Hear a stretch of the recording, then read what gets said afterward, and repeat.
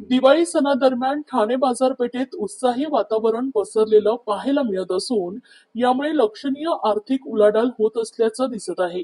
बाजारपेठ दिवे, मेणबत्त्या, रांगोळी, फुले आणि नवनवीन कपड्यांनी बहरलेलं दिसतंय।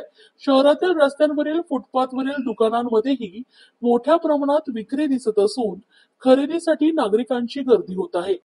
ठाणे तुरुंगातील कैद्यांनी देखील बनवलेल्या वस्तू विक्रीसाठी उपलब्ध झाल्या असून दिवाळी सणासाठी ठाणे मध्यवर्ती कारागृहात हा विक्रीचा कार्यक्रम गुरुवारी 16 ऑक्टोबर पासून 25 ऑक्टोबर पर्यंत सुरू करण्यात आलाय। तुरुंगांच्या गेटवरील दुकानात मेणबत्त्या, दिवे, लाकडी वस्तू, कपडे, चादरी, रुमाल, टॉवेल आणि इतर उपयुक्त वस्तू विक्रीसाठी दाखल झाल्यात। असं म्हटलं जातं की कोणताही गुन्हेगार जन्माला येत नाही, परिस्थिती आणि सक्ती त्यांना कैदी बनवतो, कारण ते देखील मानव म्हणून त्यांच्या हातात कला आहेत। ठाणे तुरुंगातील गुन्ह्यांसाठी शिक्षा भोगणाऱ्या कैद्यांनी बनवलेल्या वस्तूंना दिवाळी सेल असं नाव देण्यात आलंय। याचं उद्घाटन आज ठाणे जिल्हाधिकारी श्रीकृष्ण पांचाळ यांच्या हस्ते संपन्न झालंय। या प्रसंगी तुरुंग अधीक्षक राणी भोसले आणि इतर तुरुंग अधिकारी आणि कर्मचारी उपस्थित होते।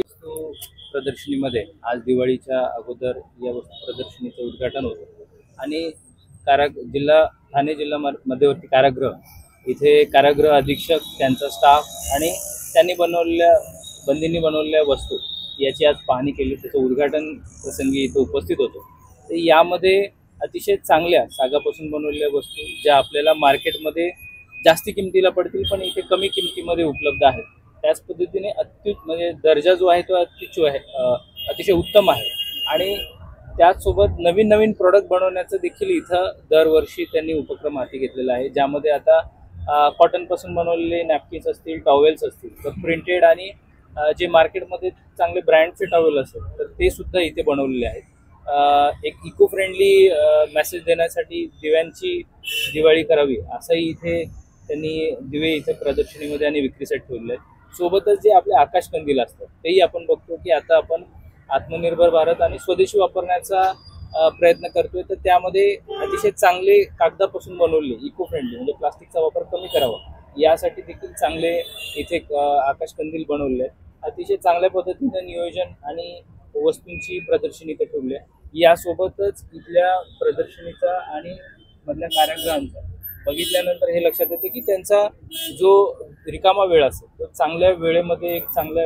विचारामध्ये तो काम करताना नक्की जातो। असे कला असणाऱ्या गोष्टी केल्यानंतर तर त्या नक्की त्यांच्या एक रिहॅबिलिटेशन, त्यांच्या रिफॉर्म्स वरती देखील चांगला परिणाम होतो याच्यात काही मला खात्री आहे।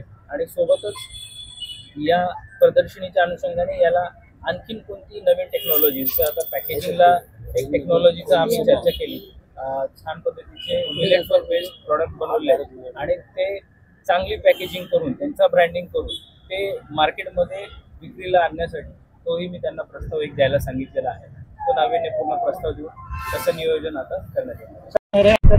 आम्ही दिवाळी संपेपर्यंत हा सेल सुरू असणार आहे आणि मी जास्तीत जास्त ठाणेकरांना असं आव्हान करेल की दरवर्षीप्रमाणे आम्ही दिवाळी मेळाव्याचं आयोजन केलेले आहे।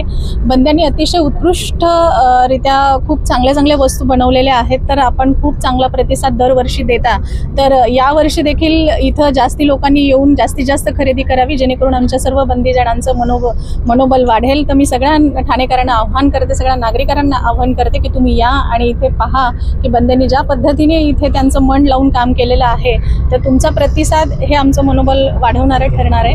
तर अपेक्षा करते की सगळेजण उत्स्फूर्त प्रतिसाद देतील। यातलं जे उत्पन्न होणार ते कैद्यांना कसं प्रकारे येस, जे बंदी काम करतात त्यांना आपण त्यांचे वेजेस देत असतो आणि त्यामुळे त्यांचा मोबदला त्यांना मिळतो, जो ते स्वतः खर्च करू शकतात किंवा त्यांच्या नातेवाईकांना सुद्धा ते बऱ्याच वेळा पाठवतात बाहेर।